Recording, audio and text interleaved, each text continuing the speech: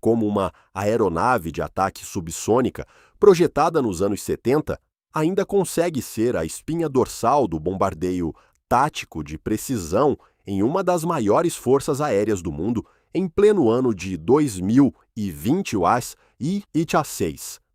Você pensaria que um avião sem radar de longo alcance e sem capacidade de voar acima da velocidade do som seria um alvo fácil no cenário de guerra moderno, certo? Mas não é o que você pensa.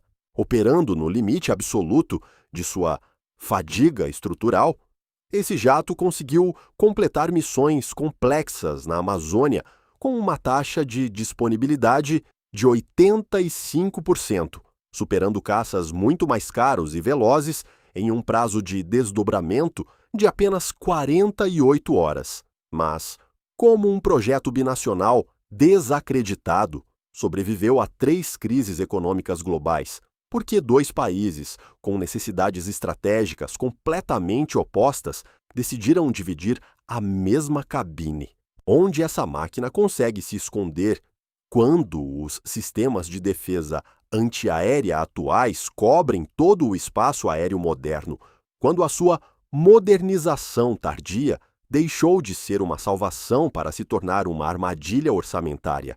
A história da sobrevivência do A-1 nas asas da Força Aérea Brasileira não é o que você pensa. Sinceramente, eu fiquei impressionado com essa história do A-1.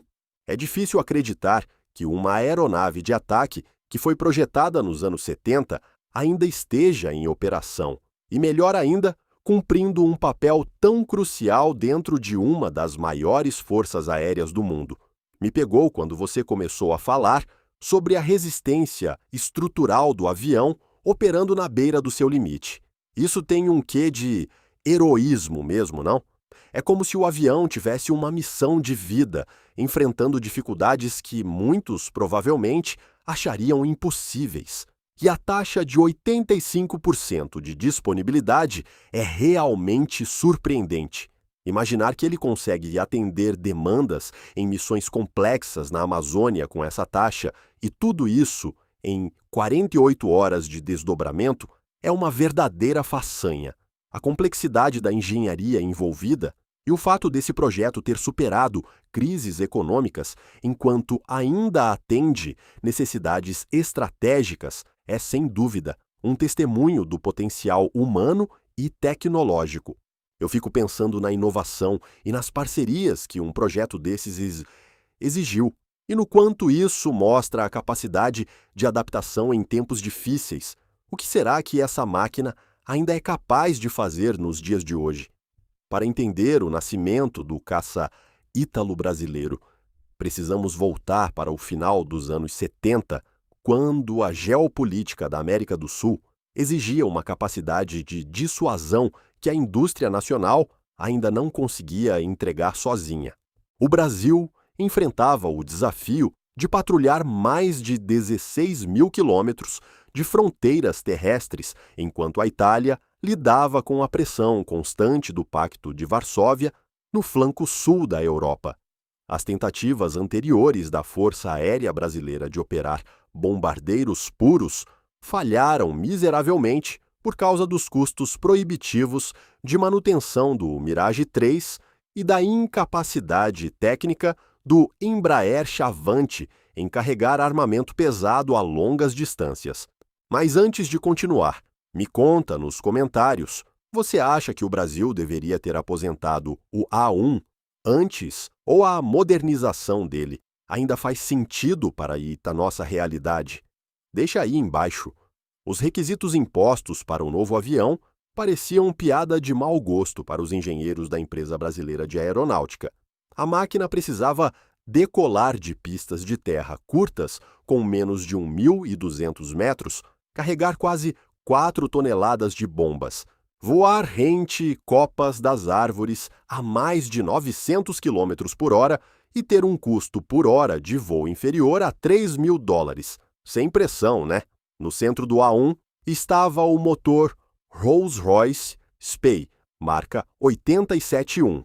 Os engenheiros perceberam que abdicar de um pós-combustor complexo e sedento por combustível pouparia um espaço interno precioso e reduziria a assinatura térmica da aeronave de forma drástica. Isso significava que o avião poderia manter uma velocidade de cruzeiro extremamente alta perto do solo, sem esvaziar os seus tanques em poucos minutos. O resultado foi uma capacidade surpreendente de penetração furtiva por altitude, usando o relevo do terreno como um escudo natural contra os radares inimigos de longo alcance. Lembra quando eu mencionei que o projeto parecia impossível? Os projetistas italianos da Air Italia e da Aermacchi trabalharam junto com os técnicos brasileiros para criar uma estrutura que suportasse forças de até 7 vezes a gravidade em voo baixo e turbulento, enquanto concorrentes diretos como o Sukhoi Su-25 da União Soviética apostavam em uma blindagem pesada de titânio que tornava o avião excessivamente pesado. O consórcio do A1 utilizou uma liga de alumínio aeronáutico de alta resistência, combinada com sistemas hidráulicos redundantes, separados por mais de 1 metro de distância física dentro da fuselagem, garantindo que um impacto direto não derrubasse a aeronave de imediato. Mas havia um problema técnico oculto que quase destruiu o programa antes mesmo da primeira entrega oficial. Eu não consigo parar de pensar nas especificações absurdas que foram impostas ao projeto do A1. É surreal imaginar que os engenheiros tiveram que tirar isso de letra. Cargas pesadas, decolagem de pistas curtas e uma velocidade impressionante. Parece um verdadeiro desafio de engenharia. Eu me pergunto como eles conseguiram equilibrar tudo isso e ainda oferecer uma aeronave que é funcional e eficiente. A parte do motor Rolls-Royce, que simplificou tanto as coisas, reduzindo a assinatura térmica do avião, me deixou admirado. Isso é pura genialidade. Essa combinação de técnicas e inovações mostra o quão longe você pode chegar quando precisa. Quem diria que uma máquina que se baseia em princípios relativamente simples poderia se tornar tão avançada? E essa habilidade de voar baixo, usando o relevo como proteção, é uma sacada e tanto. Eu gosto de pensar que a engenharia não é só sobre números, mas também sobre criatividade e solução de problemas. E o A1 é um exemplo perfeito disso. Você acaba criando algo que, inicialmente, parece improvável, mas que na prática se torna essencial. Mas ter uma asa otimizada para o voo de baixa altitude criou um grande problema que os computadores daquela época não conseguiram prever com precisão. Durante os primeiros testes de armamento em 1985, o fluxo aerodinâmico sob as asas sofria uma perturbação violenta quando as bombas eram liberadas, gerando um índice de falhas de separação de cargas de 38%. Se o piloto tentasse ejetar os tanques de combustível subalares em uma manobra de emergência, o efeito colateral resultante causaria uma colisão catastrófica do tanque com a própria cauda do avião. Até a introdução tardia de pilones com extratores pneumáticos modificados, voar no limite da velocidade do caça era uma roleta russa para os pilotos de teste. Além disso, o posicionamento dos canhões de 30 mm na versão brasileira criava uma fumaça densa que era aspirada diretamente pela tomada de ar do motor. Na verdade, foi exatamente assim que o clássico filme Asas de Aço retratou o perigo real dos compressores de jatos apagando no ar devido à falta de oxigênio após o disparo de foguetes. Os engenheiros brasileiros tiveram que improvisar defletores de aço curvados na saída das armas, uma autêntica gambiarra de engenharia que reduziu o problema estético, mas aumentou o arrasto aerodinâmico da fuselagem dianteira em quase 4%. Como se descobriu mais tarde, o verdadeiro segredo dessa aeronave não estava na sua velocidade, mas sim em um detalhe fascinante de sua engenharia interna que poucos conhecem. O A1 foi um dos pioneiros no Hemisfério Sul a utilizar um sistema de barramento de dados digitais padrão militar 1553B, que permitia que os computadores de bordo conversassem entre si em tempo real. Mas um truque simples, porém genial, ajudou a resolver a falta de um radar de ataque complexo nos primeiros 20 anos de serviço. Os pilotos utilizavam um sistema de navegação por inércia, integrado a um calculador de pontaria que projetava no visor ao nível dos olhos a trajetória exata da bomba, levando em conta a velocidade do vento e a pressão atmosférica local. Parece uma tecnologia rudimentar se comparada aos caças de quinta geração atuais, até você perceber que esse sistema puramente passivo permitia que o avião atacasse alvos terrestres com precisão cirúrgica sem emitir um único sinal eletromagnético que pudesse denunciar a sua presença para as baterias de mísseis inimigas. Em testes severos realizados no polígono de tiro de Marambaia, o avião conseguiu cravar bombas burras dentro de um círculo de apenas 12 metros de diâmetro, voando a menos de 60 metros do chão. Um feito inacreditável para uma plataforma desenvolvida antes da popularização do sistema de posicionamento global. A questão da operacionalização do A1 me faz refletir sobre o preço que o Brasil pagou por essa tecnologia e como tudo se entrelaça.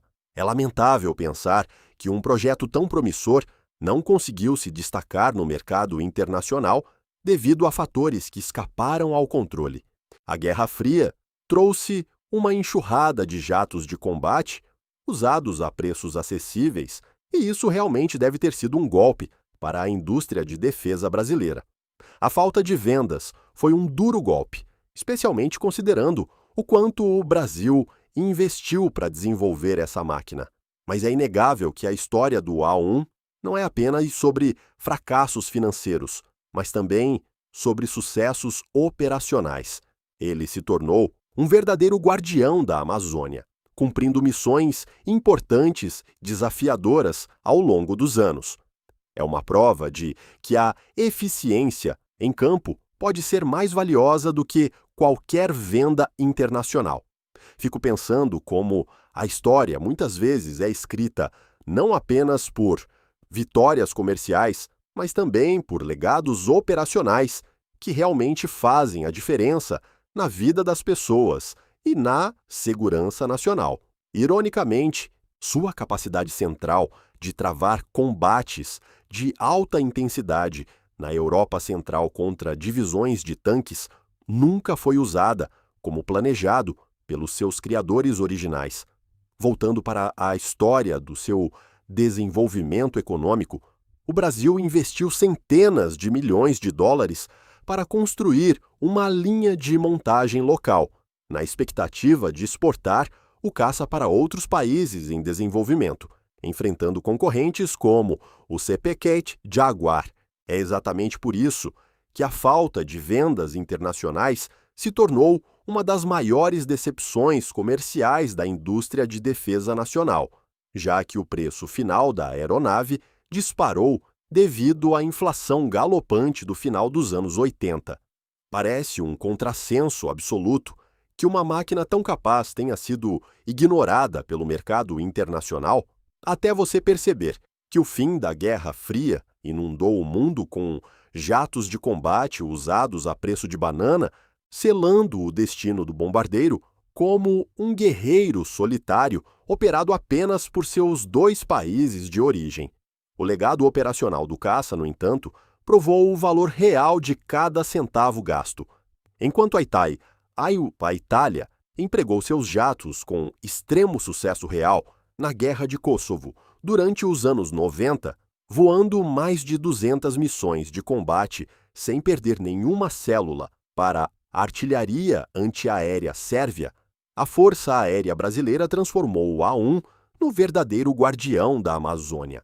Operando a partir de bases isoladas como Santa Maria e Porto Velho, A frota acumulou mais de 140 mil horas de voo, vigiando rotas de contrabando e destruindo pistas de pouso clandestinas no meio da floresta densa. Mas o tempo é implacável. A tentativa de modernização para o padrão A1M, iniciada na década passada, deveria estender a vida útil de 32 aeronaves, com aviônicos digitais modernos e novos sensores de contramedidas eletrônicas. Infelizmente, restrições orçamentárias severas e a descoberta de fissuras por fadiga estrutural nas longarinas das asas forçaram o comando da aeronáutica a reduzir drasticamente o programa para apenas 11 aviões atualizados. Parece o fim trágico de uma era, até você perceber que cada hora de voo espremida dessas estruturas veteranas economizou os recursos necessários para a implantação definitiva do novo vetor supersônico sueco, o Saab Gripen F-39. Essa questão da modernização do A1 realmente traz uma certa nostalgia, mas também um certo alívio, porque o que foi alcançado com ele é realmente impressionante. Quando você vê a trajetória e como o Brasil conseguiu desenvolver a linha de montagem e se tornar uma potência na construção de aeronaves, é uma grande vitória em meio a tantas dificuldades.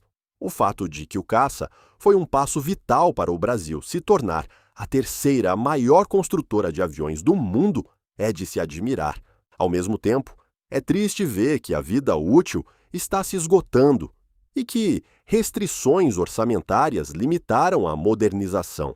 Imaginar todas as horas de voo que o A1 proporcionou, permitindo que o Brasil economizasse recursos para investir no futuro, é como uma dança de equilíbrio entre passado e presente.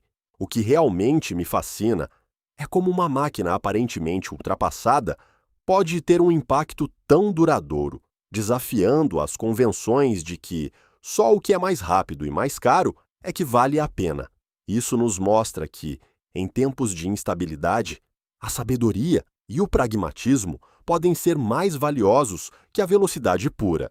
Legalmente, quem sabe o A1 não ensinou valiosas lições sobre não apenas construir uma máquina, mas sobre construir um legado. O fechamento da linha de voo do A1 encerra um ciclo tecnológico fascinante, onde o pragmatismo superou a busca pela velocidade pura. A aeronave representou o passo definitivo que permitiu ao Brasil dominar tecnologias complexas de integração de sistemas, preparando o terreno para que a indústria nacional se tornasse a terceira maior construtora de aviões do planeta. O grande paradoxo final reside no fato de que o caça projetado para voar devagar e escondido acabou durando mais tempo em serviço ativo do que muitos dos interceptadores supersônicos que deveriam protegê-lo nos planos de guerra originais. Ele provou que no teatro de operações moderno, a eficiência logística e a especialização em uma missão específica valem muito mais do que especificações técnicas pomposas em um folheto de vendas. E aí, o que você achou dessa história? Deixa seu like se você não sabia que o A1 voava sem pós-combustor. Se inscreve no canal para mais histórias sobre aviação militar e comenta aí embaixo. Qual caça você acha que deveria ocupar o lugar de ataque puro na nossa Força Aérea agora? Até a próxima!